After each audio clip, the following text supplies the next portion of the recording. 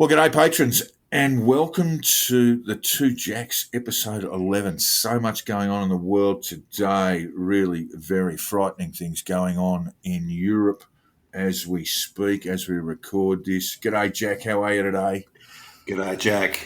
Good to hear you.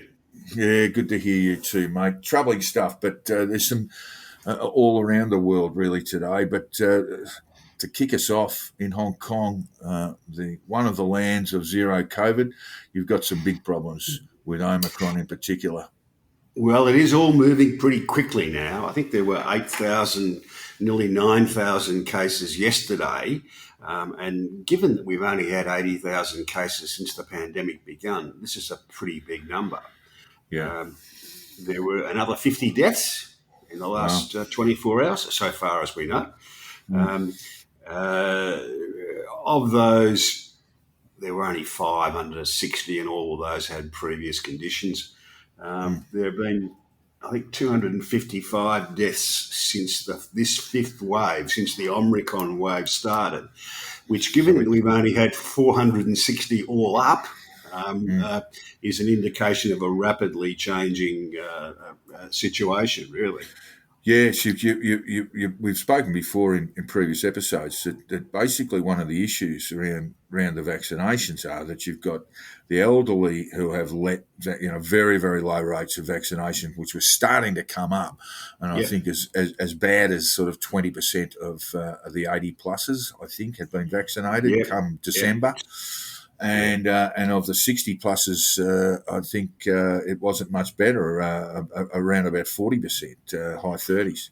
Yeah, now both those numbers have come up fairly significantly since then. I think we're over halfway with the 60 pluses, well over halfway with the 60 pluses, and in the 30s, maybe the 40s now of the 80 pluses. But they're still low. It's still low, yeah.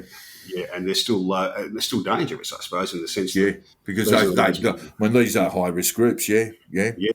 Now, the good news, I suppose, is that it's on the figures we've got to date on those 250 odd deaths.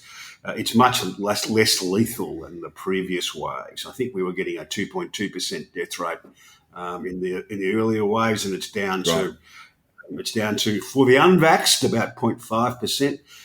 And for the vaxxed, about 0.02%. So the message there for the unvaxxed out there is get a jab. It's a good idea.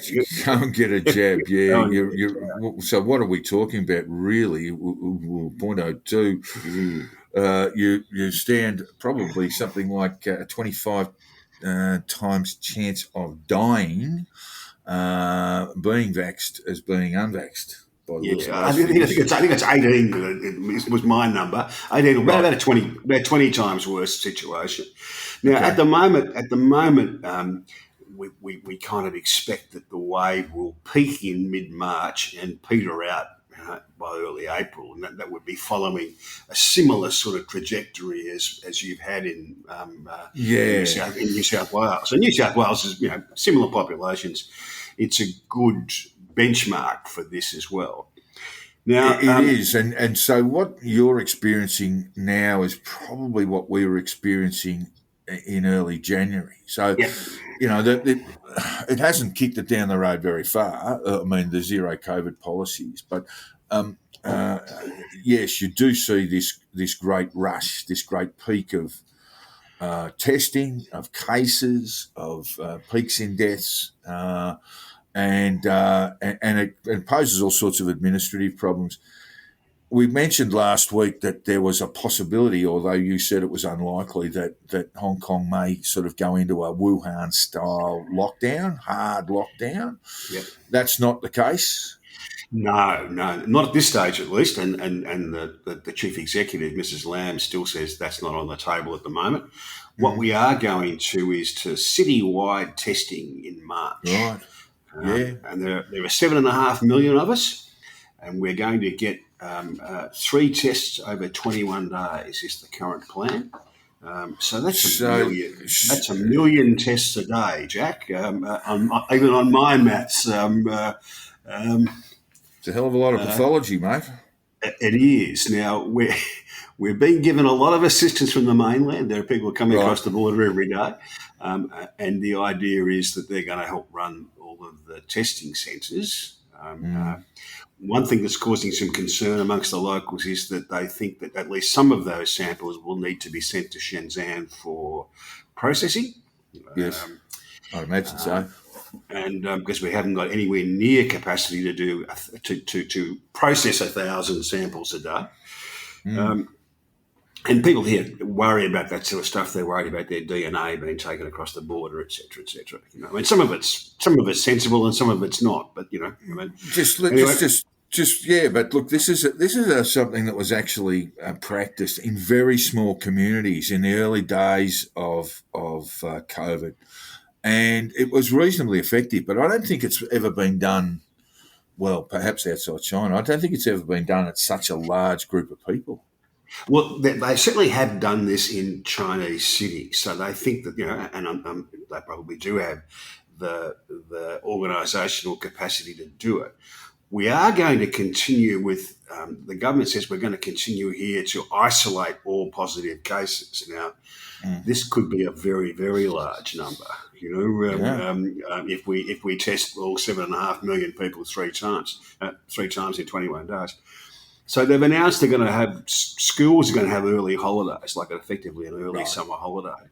Yeah. And they're going to use those schools as testing centres and for isolation facilities. Oh, good.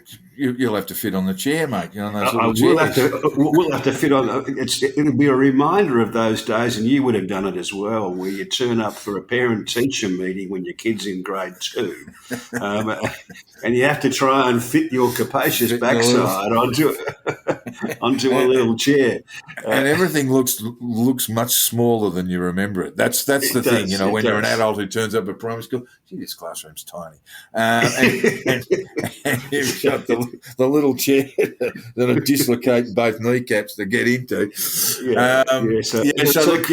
And isolation facilities as well. That's